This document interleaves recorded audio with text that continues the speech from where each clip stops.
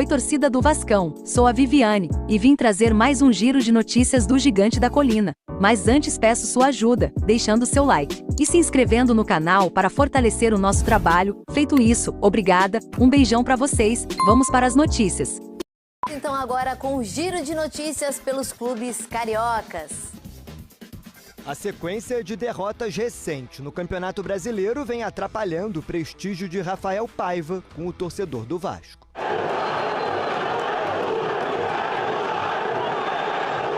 O resultado contra o Inter quebrou a invencibilidade que durava desde abril, do Vasco jogando em São Januário. A manutenção do treinador para 2025 está basicamente descartada.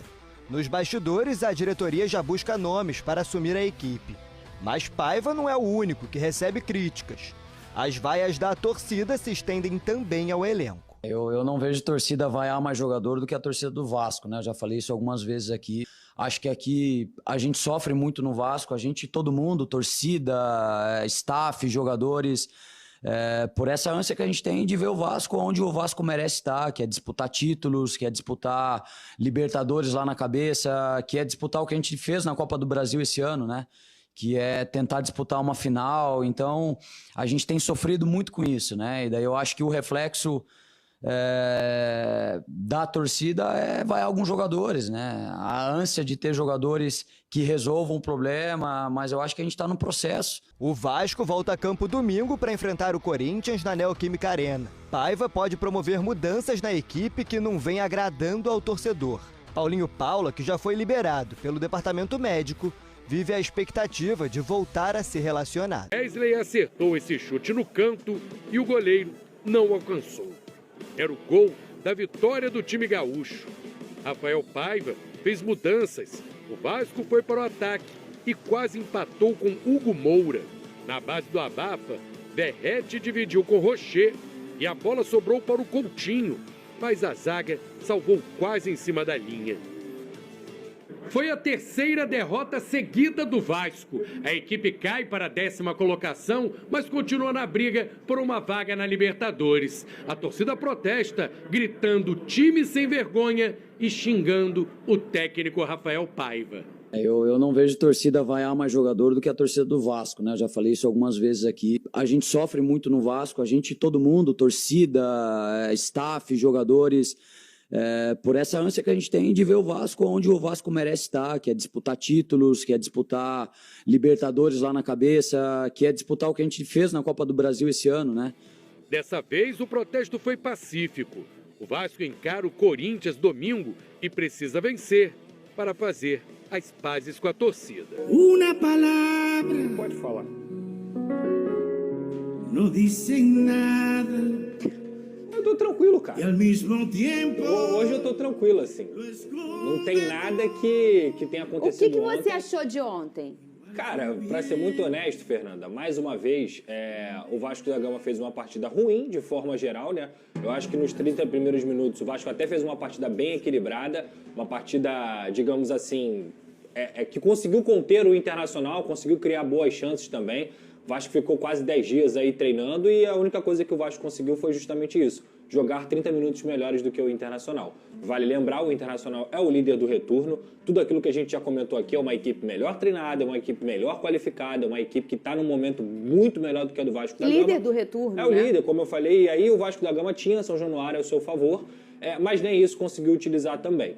Logo depois dos 30 minutos que eu citei aqui, o Internacional começou a tomar conta da partida, a ter mais posse de bola, virou o segundo tempo, continuou da mesma forma. O Vasco, com a dobra, Leandrinho e Piton, Paulo Henrique e o Maxime Domingues ainda conseguia conter os pontas do Internacional. Assim que o Rafael Paiva fez as substituições, o time desmoronou e logo depois o Emerson Rodrigues, que é um jogador extremamente limitado, perde uma bola, o Léo Pelé não consegue afastar e aí o Wesley faz o gol do Internacional. Só que poucos lances antes o Léo Jardim já tinha salvado uma bola cara a cara, como sempre, evitando uma derrota pior para o Vasco da Gama. Então o que a gente viu novamente? Um 4-3-3, como a gente trouxe aqui, não teve troca de sistema, ele não tinha dito o time até a véspera da partida, e aí ele entra com o Galdames na vaga do Hugo Moura, que foi uma substituição que a gente falou aqui também.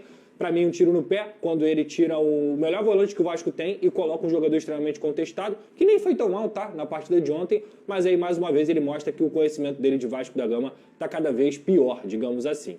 E repito, é pouca variação. Eu acho que a torcida, o que mais incomoda a torcida é a falta de repertório do Rafael Paiva. É sempre 4-3-3, é sempre um time capenga, que não tem um volante que possa fazer transição, que não tem pontas que conseguem defender e atacar na mesma intensidade. É uma equipe que fisicamente também mostra um desgaste muito grande, mesmo sendo uma equipe que joga pouco dentro do futebol brasileiro. E aí as pessoas preferem culpar, por exemplo, o Verratti da vida, um Payet, do que realmente ver o que está acontecendo no Vasco, não no jogo de ontem, mas o que está acontecendo há quase 3 meses. E aí eu me sinto muito confortável de falar que eu sempre disse aqui que esse técnico, o Rafael Paiva, fez tudo que poderia pelo Vasco da Gama. Tenho muita gratidão a ele. O Vasco só tem 43 pontos por conta do Rafael Paiva no início de trabalho dele, que ele conseguiu unir esse grupo, juntar os cacos. Mas depois, quando esse time mostrou que perdeu peças, como o David Watson, o Rafael Paiva continuou insistindo no mesmo esquema. E mostrou também que ele é um técnico que hoje não tem variação. Entendo que talvez daqui a 2, 3 anos, ganhando bagagem, ele possa ser um grande treinador aí no futebol brasileiro.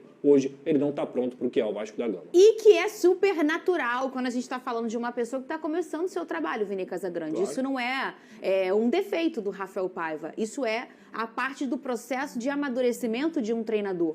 Vamos colocar aqui na tela o desabafo. Na verdade, eu acho que as boas palavras que o Verratti entrega para o seu torcedor. Como sempre, o Verratti sendo esse cara, com esse ponto de energia, com essa confiança e essa esperança de dias melhores. E o que eu mais gosto do Verratti, talvez a idade entregou isso a ele, esses jogadores mais maduros têm essa despreocupação em eu não posso falar, eu não vou falar. O Verratti vai lá e fala. E ele diz, em momentos como esse, onde sinto muita vergonha, é quando você tem que sair para dar a cara. Viemos de uma sequência de jogos desfavoráveis. A gente tem que trabalhar mais duro, colocar o rosto no campo e falar o que é certo e necessário. Não há mais desculpas, também não vamos procurar culpados, porque todos somos responsáveis por esse momento. Defendemos uma das maiores camisas e com a mais bonita história do Brasil. Isso tem que ser uma honra, uma motivação constante, não sentir um peso. Vamos para São Paulo, onde será um jogo de vida ou morte para nós. Se entendermos assim, não tenho dúvidas que vamos conseguir, mas depende pura e exclusivamente de nós, de mais ninguém, falou o Verratti em sua rede social, Vini Casagrande. Antes de comentar sobre o Verratti, falar sobre o Rafael Paiva, porque ele precisa aprender também a conversar com a torcida. E quando eu falo conversar com a torcida, é na entrevista coletiva. Não dá para ele chegar na frente das câmeras e dizer o que ele falou, que a torcida vascaína é que mais vai os jogadores. Independentemente se ele acha isso, se de fato isso acontece, ele não pode falar isso. Ele não pode. Ele está indo contra a torcida. Então, acho que isso também faz parte do aprendizado. E, para mim, repito o que eu já falei anteriormente, o Rafael Paiva não é treinador para assumir o que é o Vasco da Gama, que fica de aprendizado para a diretoria e que já vale buscar um novo treinador pensando em 2025. E aí, torcida, o que acharam? Deixem nos comentários sua opinião. Até breve, torcedores. Fiquem ligados para mais atualizações. Até a próxima!